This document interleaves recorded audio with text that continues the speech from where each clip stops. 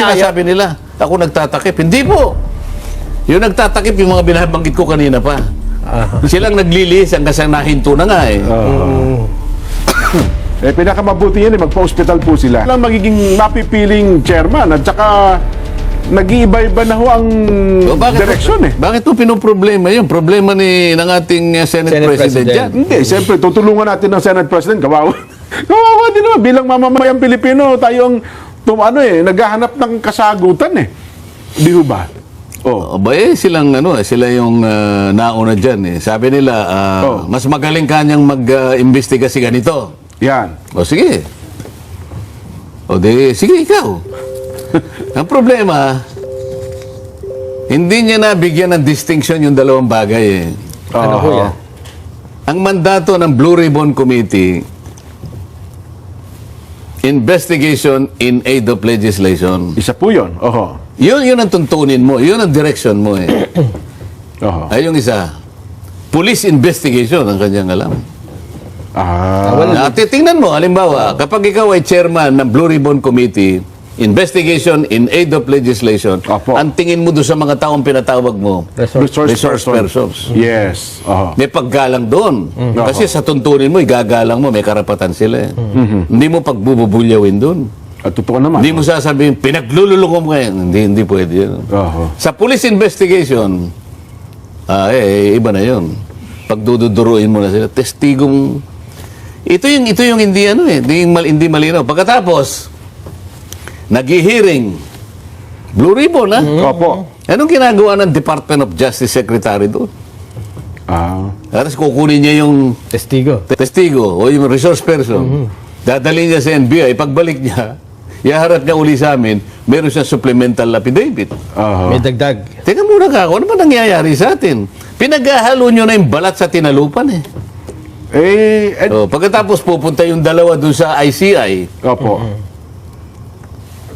Meron ba ako tayong tuntunin dito? Meron ba tayong pinag-usapan na tuntunin kung paano tayo magko-collaborate dun sa, tawag doon, ICI? Ano na yun? Independent Commission on Infrastructure. Paano independent yun? Gawa yun ng Executive Department. Ang budget niya, Executive Department. Ang tinutugis natin, DPWH yung iba. Executive Department. Paano? Pagtatakpan mo yung Executive Department, katapos meron silang isa sa mga powers nila, upon request, the ICI shall obtain information from the House of Representatives, from the Senate, from the courts, from the Sandigan Bayan, and from any other public authority. Parang independent, ba't nangunguha? Dapat ikaw, bahala ka sa buhay mo, wag kang ibig ba sabihin, wala tayong choice ka ako? Pag nag-request sila, kamukha na ginagawa nila. Obligado kayo ibigay mo dokumento. Kailangan namin, dalhin mo rito si Hernandez. Humaharap nga sa kanila. Ipatawag sa ito. Wala ba kaming karapatang tumanggi?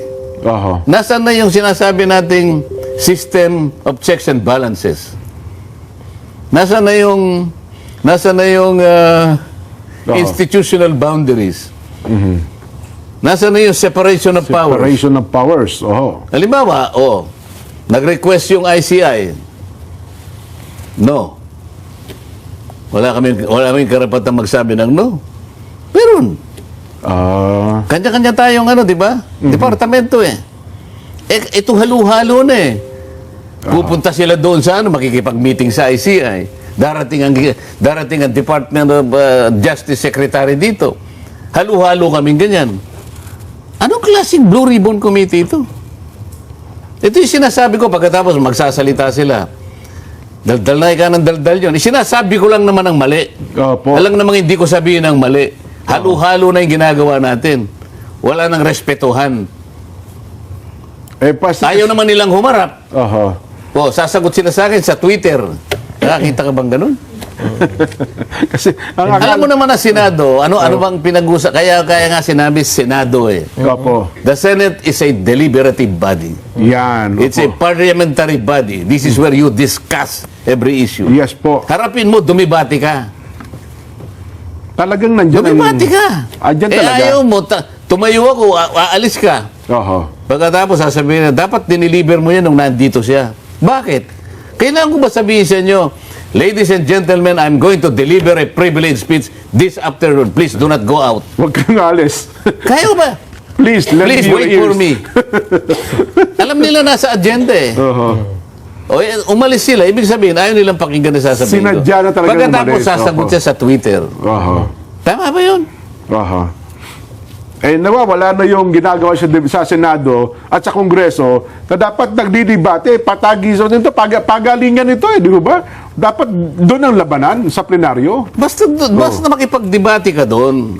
Kasi yun ang kailangan eh. Kasi kapag yun ay pinag-usapan doon, maglilinaw doon makikita Yan, kung ano talaga yung dapat nating gawin sa magitan ng pakikipagtagisan mo ng idea, ng pangunawa mo sa bawat issue. At saka may pagkakataon naman, Sen, na kapag may punto kayo at nakipag-usap yung iba, kagaya nung dismissal, nung impeachment, pumayag kayo na ibaba sa archive na lang eh. Pero, yun ay bunga ng debate Yes. ng pakipagtagisan sa floor. Oo, di ba nakipagdebate naman sila talaga? Oo, di inarap ko naman silang lahat eh. Oo. Nag-privilege speech kayo, tapos tinanong kayo. Oo, hindi ba? 6 na oras ako nakatayo doon, di ako umupo eh. Oo. Na-harmonize na naman, di ba? Wala namang di natapos. Ganun dapat. Hindi ba dapat, ba't ngayon ayaw na nila? Kasi ganun talaga ang Senado, ganun talaga ang Kongreso, di ba? Tapos hanapan ka ngayon ng kahit ano lang, para lang may maipukol sa'yo. Yung asawa ko raw ay independent director ng isang insurance company. Nako, Nandun na yun eh.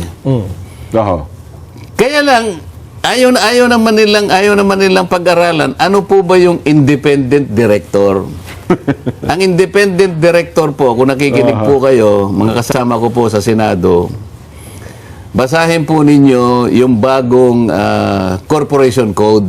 Ano po? Huwag niyong babasahin yung lumang corporation code.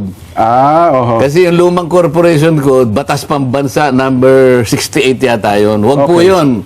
Luma na. Kasi pag yun ang binasa nyo, wala pa pong independent director doon. hindi kasama talaga. So bago ngayon, Yan po yung pinagbasihan ng dating Pangulo ng Integrated Bar of the Philippines para atakihin niya ako. okay. Oo, yung dati naming presidente ng IBP, nakakaawa naman. Naging Luma presidente pala pa naman. Hindi pala sa updated. Hindi ko maintindihan bakit hindi siya nagbabasa ng mga bagong batas. Kami kasi, ang lahat ng abogado, required ka na mag-undertake ka ng tinatawag na MCLE. Yes po. Taon-taon yan. Alam mo yung MCLE? Mandatory Continuing Legal Education. Yan, opo. Kahit kasi ikaw ang pinakamagaling na abogado dyan, Nelson, darating din ang panahon mapag-iiwanan ka dahil may nababagong mga batas eh. May nare-revise na batas. Yes, may Merong bagong na-amend. jurisprudence na ginagawa ang Korte Suprema. Lahat yan dapat updated ka. Ano nga pa po yung independent director? Yung independent director, sang-ayon sa bagong corporation code, kailangan doon sa mga industry, sa mga kumpanya na merong involve yung public interest. Okay. Halimbawa, yung bangko, kailangan merong independent director yan. So, Insurance. So lahat ng bangko may independent director? Oo, kasi yun ang sinasabi. Insurance, kasama rin. Yung media. May independent director. May independent director yan. Ngayon, ano yung role ng independent director? Kailangan, siya ba yung may-ari? ano ang role at saka katangian niya? Una, wala kang financial interest dyan Sa kumpanya? sa kumpanya. Wala, ni una bes, wala ka. Wala kang investment, walang gano'n. Pero may sweldo yan, Sen. Siguro yung lang, pamasahe mo lang. Tapos, wala kang pagmimay-ari, ibig sabihin. Wala kang shares. Wala kang kinalaman sa management.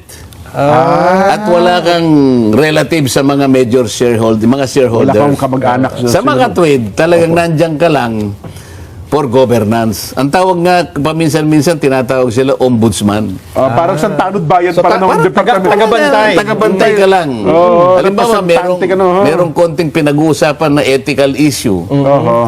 Dahil si Mrs. naman teacher kasi. O maring may kakayahan naman. May ano bang kaalaman. requirements na ganyan? Doon lang sila pumapasok. So walang connection. Akalain mo ngayon, Bangko may ganun din. O halimbawa, Nelson, kunwari ikaw... So, pwede pala akong maging independent director ng isang bangko. Pwede, oo. Hindi, pero gagawin kitang halimbawa. Halimbawa, opo. Ikaw ang may-ari, kunwari, ng BDO. Ayan, yan ang Yan, pinakamalaking opo. bangko eh. So, yan. BDO. Pag-withdraw ka mamaya, akong bahala. Si Jen naman, si Diskaya. Okay. Ako yung naglalagay ng pera. Hindi ba ang bangko ini-encourage ang buong public para Mag-deposito ka sa akin. Oo. Nag-deposit si Jen Diskaya sa'yo. Oo. Anong kasalanan mo? Independent director ka lang. Nag-deposit lang sa BDO. Hindi, baging yung bangko mismo, wala namang kasalanan. Kaya nga eh. Dahil lalo na yung... Hindi ba nila maintindihan yon? Bakit pinipilit nila, May ang kinukunik asawa lang eh. ni Senator Marcoleta, director. Aha. Etong dati naming Pangulo ng Integrated Bar. Napakasangkapan. Ang sinasabi niya, yung luma. Oo. Hindi pwedeng wala siyang say dyan. Alam niyo, ang director ka niya eh. May ganito. Merong ganyan yan. So, may binura yung ganyan. yung salitang Meron independent. siyang controlling dyan. Saan ka naman nakakitang maawa ka na lang eh. Di ba? Kaya sinulatan ko yung IBP. Opo. Kausapin nyo naman siya kako. Sayang, dati pa namang Pangulo ng IBP. Aha. Pwede na siyang ma-charge ng ignorance of law. Di ba? Excuses no. Kahit pa presidente ka ng Kaya ko lang IBC. masasabi, tingnan mo, lahat pwede nilang ipukol sa akin. Lahat na lang. Sa paghahanap ko ng katotohanan, ayaw ba nila na makita natin yung pinakamalaking isda? Alam ba lahat ng nakikinig ngayon? Winaldas po lahat ang pera natin, pera ng bayan. Ayaw po ba ninyo na makita natin, matukoy natin kung sino po yung halang kaluluwa? Pinakamalaking isda. Ba't kayo nagagalit sa akin? Samantalang ang gusto ko lang naman tuntunin, malaman natin kung sino may kasalanan dito. Yun. Ba't sinasabi nila, ako nagtatakip? Hindi po.